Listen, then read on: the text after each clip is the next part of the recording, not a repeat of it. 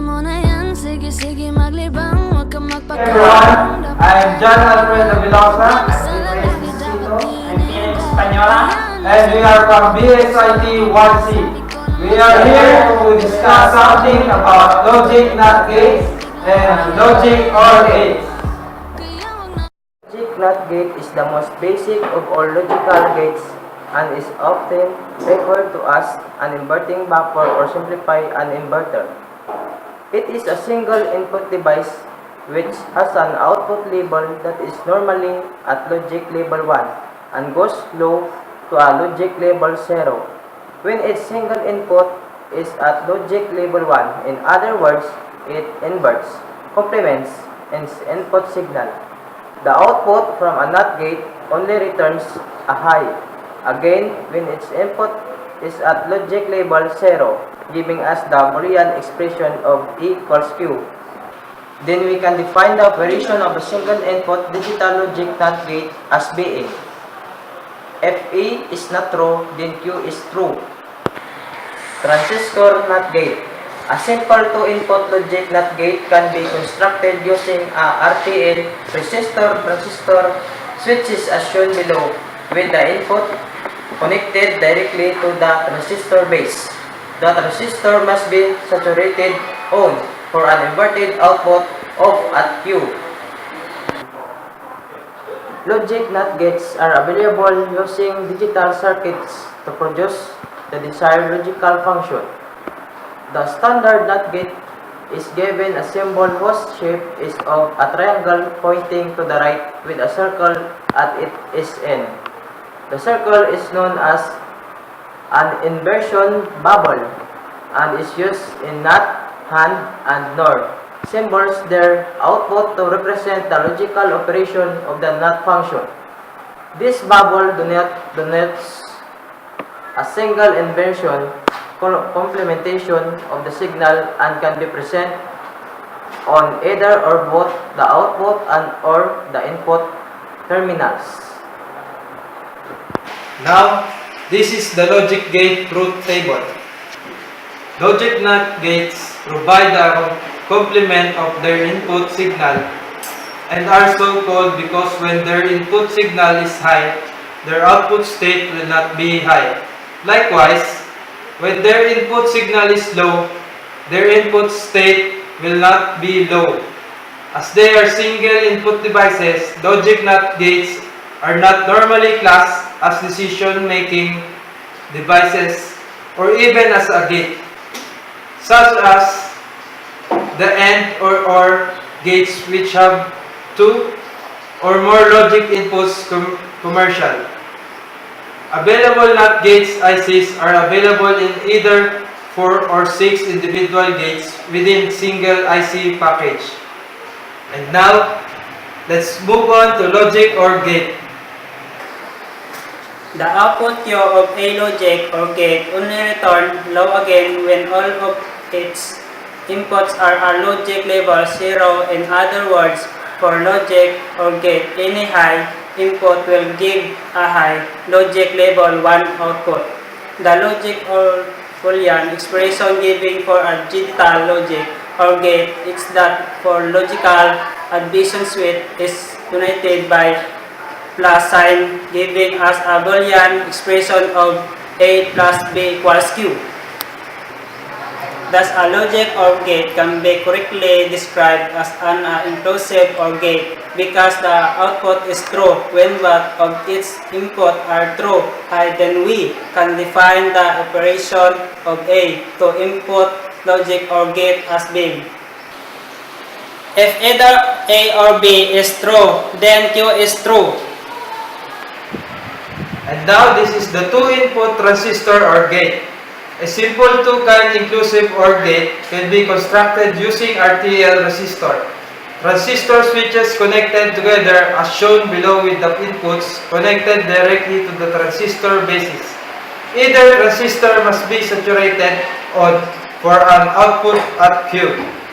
Logic OR gates are available using digital circuits to produce the desired logical function and is given a symbol whose shape represents the logical operation of the OR gate.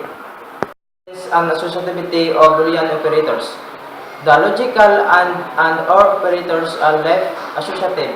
If two operators with the same precedence are adjacent, they need to be evaluated from left to right. The logical NOT operation is right associative. Please note that since it is a unary operator, it would produce the same result using for or right associativity. And now let's take a look at the diagram of the combination of logic NOT gates and logic OR gates. First, and now we will show you how to draw a diagram of logic NOT gates and logic OR gates.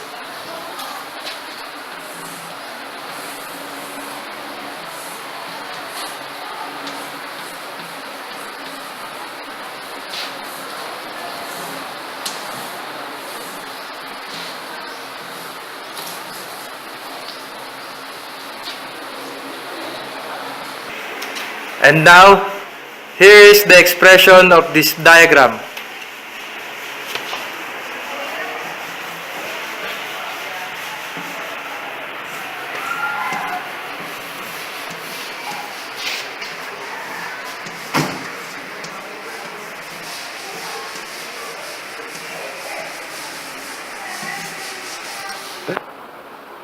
And now, this is the expression of this diagram.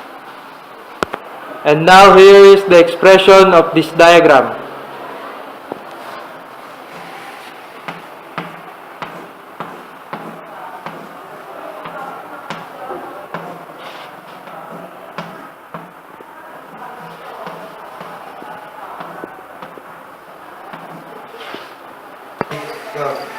And now we will show this the post. This is the expression of this diagram.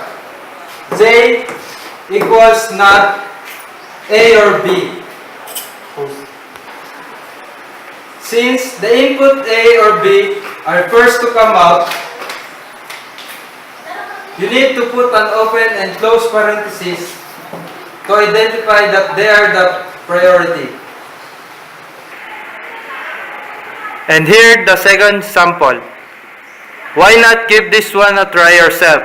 How many valid expressions can you come up with this particular combination of gates?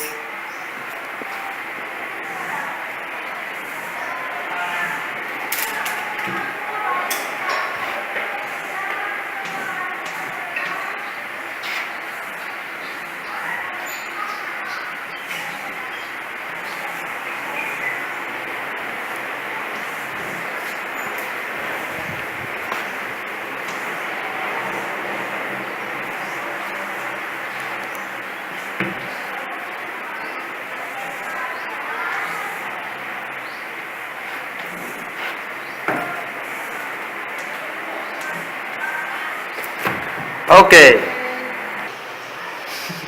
And now here is the expression of this diagram. Z is equals to not A and not B.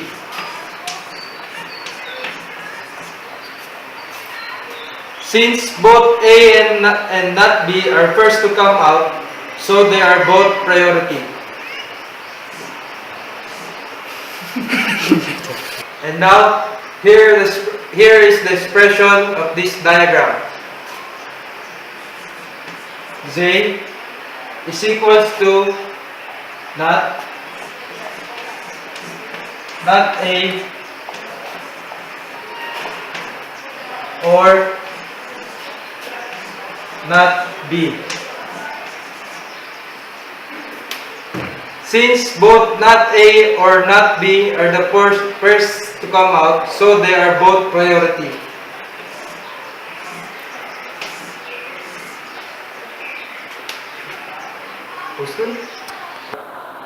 This is the other expression of this diagram. Z equals not B or not A.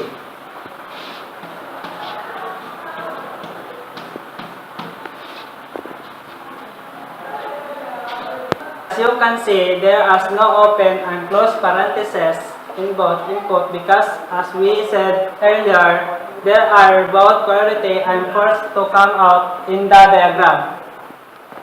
And that is our short discussion about logic NAND gate and logic OR gate. We hope that you learned something in our discussion. Thank you.